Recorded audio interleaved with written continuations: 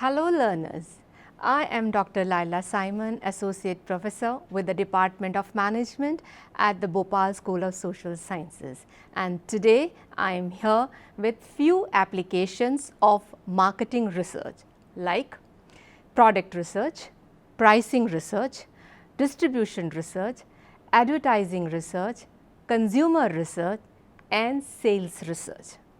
By now, we have together learned a lot of marketing research, and for those who have joined me for the first time, may please click on this I button and know more on marketing research. So, as we have learned the marketing research as that function that links the consumer with the organization through information, and marketing research is done when there is an information gap which can be filled by doing such a research, so that the producers need not have to produce unwanted goods, choose wrong outlets, stock unwanted goods or make any mistake in the way they appeal or to whom they appeal. Marketing research, as already mentioned, has its applications at different areas, and a systematic research can help the marketer to get the answers related to what to produce, who are the potential buyers, what should be the price, how do the consumers buy, when do the consumers buy, where do the consumers buy from, how to communicate, and so on. Beginning with product research, one must understand that the scope of product research is immense and includes products or brands at various stages. Let's first understand the 5 levels of product as given by Philip Kotler. Core product, it's a basic product, and the focus is on the purpose for which the product is intended. So, for example, a car with all tangible and intangible features. A generic product, all the qualities of that product gets involved in a generic product. Expected product, all the aspects of the consumer's expectation to get when they purchase a product. Augmented product, all additional factors which sets a product apart from that of the entire competition. Potential product, it's all about augmentations and transformations that the product may undergo in future. Say a car as an example, what can a car give in extra be transformed as maybe a luxurious item, becomes a potential product. So, the product research objectives are mainly to focus on profitable marketing opportunities by analyzing the sales growth and product mix. When I say product means, it includes the product line, the product width, the product depth and also the product consistency. Product research helps in product planning and development, evaluating new product ideas, evaluating the need to change existing product mix, for testing the new product acceptance, testing the product positioning, packaging, testing in terms of aesthetic appeal, protection for the product and study of product design, its features, its quality, brand tracking, brand preferences and rationalization of product lines. It also studies the very important aspects of the product life cycle, which includes the various stages of the product like introduction stage, rapid skimming, slow skimming, rapid penetration, slow penetration, growth stage, maturity stage, saturation stage, and of course the decline stage. In the product planning and development process, the key areas are generalization of new product ideas, screening of new ideas, product concept development and testing, business analysis, product designing and development, product testing or testing marketing, test marketing as you call, and product launching. While for stages in new product development, we have the market penetration, the market development, the product development, and of course diversification. These are the areas that need to be taken care of. So, a product research means to manage the product keeping in mind the consumer needs, wants, and of course values. Pricing research. Price is an important element in the marketing mix and an important part of the marketing plan. While we look at the different pricing strategies like cost pricing or competition oriented pricing like skimming or penetration, the marketeers have to move ahead with price only after a thorough study of market condition. However, unlike the other elements of marketing mix, price is quantitative in nature and can easily be changed with immediate effect when required with newer varieties of discounting practices like buybacks, exchange offers, etc. The main purpose of this research is to find out the price expectations of consumers and their responses. Associating price with value is a delicate task and it requires several indirect research techniques. At times, as each consumer has his frame of reference to compare one product with the other, either expensive or cheap.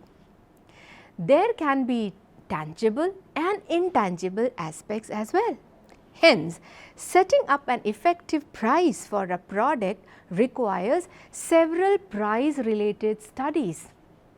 So, several steps are involved in this procedure for price determination like selecting the target markets, estimating the demand, anticipating competitive reaction, establishing expected share of market, determining the price objectives, considering company marketing policy, and finally selecting a specific price. Distribution research. Distribution research helps in determining effective distribution policies. A good analysis of the market and the buying behavior can help the marketer to decide when and where and how the product needs to be distributed. This research basically focuses on various issues related to distribution of products, including service levels provided by current channels, frequency of the salesperson visits to distribution points, transport or routing related issues for deliveries to and fro distribution points throughout the channel. Testing of new channels, linkages between display and sales performance, and so on. These studies would help to identify factors that would make a particular location a success. Advertising research. Advertising, as we all know, is a commercial transaction involving payment to those media who employed and who is integral part of modern economic life. Advertising research is concerned with the evaluation of advertising as a method of communication. There are several activities involved in advertising research. Let's have a look at few of them. Setting advertising objectives and product appeals. An advertising goal or objective is a specific communication task. When actual goals are formulated, Dagmar, which is an important approach, needs to be made specific. Dagmar is defining advertising goals for measurement advertising results developed by Russell H. Coley in 1961. Determining advertising budget. Before finalizing any media for advertising, an effective planning of the budget needs to be taken care. Budget can vary from product to product or even the type of media chosen for the same. Media selection. No doubt in saying that the effectiveness of advertising depends upon the selection of advertising media, as media is the carrier which conveys a message to the target audience. These media can be like newspaper, magazines, journals, radio, television, films, poster hoardings, electric displays, which are very common these days, and many more. Remember, the number of readers, viewers or listeners as per the media should be the basis for selecting. Media scheduling. Critical evaluation needs to be done in case of repetition level of advertising a product. Media audience. Whatever be the media chosen, as mentioned earlier, the target consumers should be the audience, or else it's a waste. Advertising effectiveness. It is always advisable to monitor the effectiveness of advertising as to know if the campaign is really successful. As in most cases, a huge amount of cost is involved. The effectiveness can be measured by using various techniques and studying the sales volume for both pre and post advertising conditions. Communication effectiveness of advertising should also be measured, as it has a greater influence on consumers' knowledge, his understanding, beliefs and convictions. These researches are both qualitative and quantitative in nature and are more oriented to areas like advertising content, advertising media and advertising effectiveness. Consumer research. Consumer research deals with a variety of questions about consumer characteristics and behavior.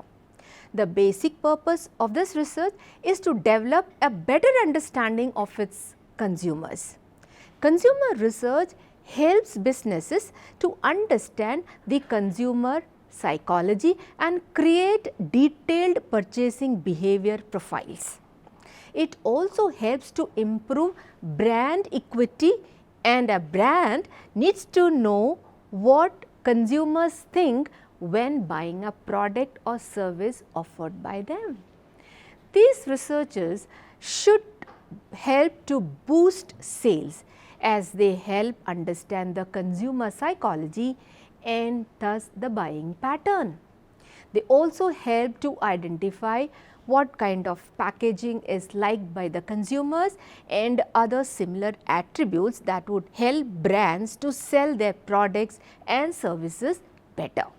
Hence, consumer research may be conducted by the company to determine the composition of its product consumers, to find out the locations of the customers, to determine demographic characters of the present and potential customers, to determine psychographic characteristics of the consumers, to identify the buying motives, to know consumption pattern of the consumers, understand the reasons of consumer dissatisfaction, and also to find the shifting consumption pattern and the brand preferences. Sales research. The basic purpose of sales research is to find out the sales potential of the company's products and the evolution of the company's sales performance. Proper investigation may be conducted for many variables in sales research. These variables may cover formulation of sales territories, measurement of sales performance of personnel in terms of volume and profits, revision of sales territories, evolution of sales methods, determination of sales codes and other standards of performance for sales personnel, finding out a suitable method of compensation, measures to enhance motivation and morale of salesperson, etc. The identification of consumer needs as well as their preferences allows any business to adapt to new business and develop a detailed marketing plan that will surely work. This would help in attracting more customers, setting a best price, creating the right marketing message, increase the quantity that satisfies the demand, increasing the sales, reducing the cost and defining the approach to customer services. So, I am sure that you all have enjoyed this session and understood the major applications of market research. That's all from me in this session. Thank you.